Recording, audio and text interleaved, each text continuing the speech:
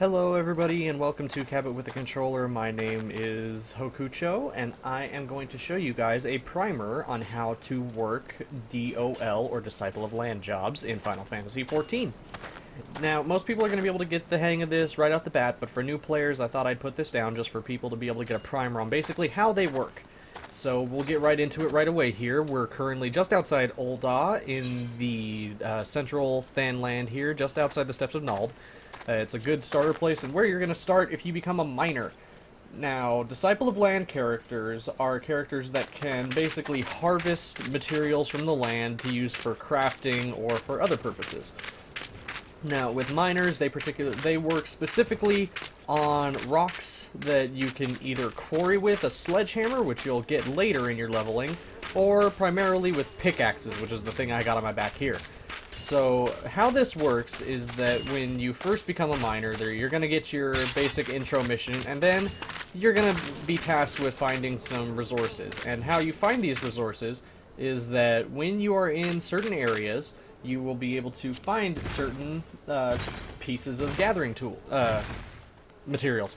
So, we just opened up our gathering log here under personal logs. I am currently level 2 as a miner right here.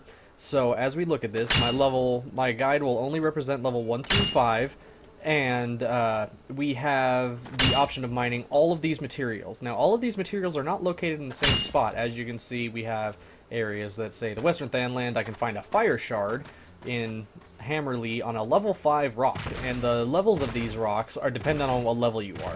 For instance, when I hit level 6 or 7, I should be able to search for level 6 through 10 items, which I will have a separate tab for. Now, these areas that are showing where they are in their level are located on the map when you look at it. Now, I'm trying to see if I can find... Okay, so we're at Stone's Throw right here, but we're looking for Hammerlay, which is somewhere else on this map here.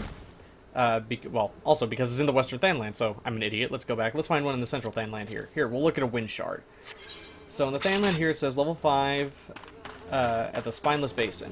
And the Spineless Basin, if I can find it right, is somewhere... Yep, okay, there it is. It's right there underneath the Return of the King quest there. But the Spineless Basin is an entire area that it covers up, and you will find other areas that show this. For instance, there'll be some stuff at Blackbrush Station, and it'll say you have to find it in Blackbrush. So not all items are distributed everywhere else. As you can see here, they all have different areas where they can be found. Check marks represent items that you have successfully mined. Ones without check marks display ones that you haven't yet received or found. So, we're out here and we want to start mining. What do we do? Well, as a level 1, you're not going to be able to triangulate automatically, which is a skill you get in level 2. What you do for that is that you hit your prospect button here, and now, as it says, you're able to locate mineral deposits and rocky outcrops. As you can see, we got one in the distance there, but we also have one right next to us. The yellow icons are ones that can be mined with primary tools, and blue icons, which you won't see in this video, are ones that can be found with the secondary tool of a character's equipment slot in that Disciple of Land. So, we're gonna summon our little helper here because I always find it helpful to have a little helper alongside us. Say hi to Kate. So, in order to mine, we're going to come on over here. We're going to walk on up to this mineral deposit.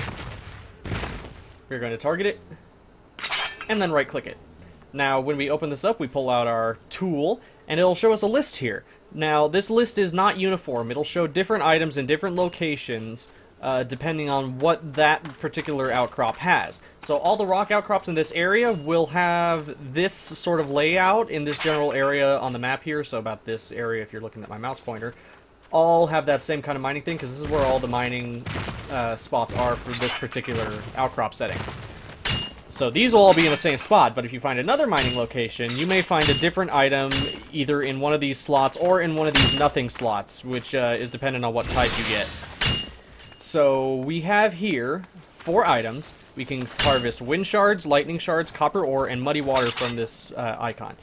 The levels are all level 1, except for muddy water, which is level 3. That means that it's more difficult to farm. The higher the level, the more difficult it is to obtain, depending in retrospect to your level. And we find out how easily it is by looking at our gathering and our perception. Now, we'll go over this in another video that'll be uploaded after this one, but gathering is basically the base percentage that you'll be able to harvest something, and perception is the percentile in which you will be able to harvest something of high quality. Not all items can be obtained in high quality. So for instance, we have copper ore and muddy water. Their high quality, which is indicated by the symbol and the percentage below the main percentage, is at 0, which means I don't have a chance to get a high quality item. And this is just because my perception is at 0, so I have no bonus to finding high quality items. The wind shard and lightning shards, however, don't have high quality variants, so they have this dash symbol indicating that you will never get a high quality variation of this item, no matter how high your perception is. So, now that we're here, we're going to find out how exactly we're going to end up mining. So it's very simple. All we do is that we select the one that we want, and I like to harvest a lot of ore because that sells well on markets for armor smithers and things like that to make ingots. And we just left click. And as you can see there, we got one chunk of copper ore, and some experience. This is how you gain experience, is by mining items and doing levy quests, of course. But primarily, if you have a new hunter's log or something in the gathering log, that is a great way to gain some temporary experience by getting that one item that you need and then getting a boost from it. High quality items offer a much higher percentage of experience gained in retrospect to their low quality counterparts. I think it's somewhere between 200 and 300% increase. And as we're going along here, we'll start mining some more copper ore. And now you'll notice I have a chain. And my mistake for not leveling up beforehand. But when we did that, you'll see that once we get it again here, that we're getting a chain. And that chain is actually increasing our experience modifier. So we're getting more experience for the more successful mining jobs we do in a row. Later in the game, you'll find instances where there are different amounts that you can mine from a rock outcropping. For instance, if your gathering or perception is high enough according to your dexterity or something like that, you'll eventually be able to gain like +1 to gathering, or you'll gain a percentage for gathering bonus, which we can explain later in the more advanced tutorials that we will set forth here. So we'll mine one more here, just so we know here, and let's take a gamble. We're going to go for straight muddy water. It has a 66% chance to mine, so we have about a 34% chance that we won't be able to get the mining item.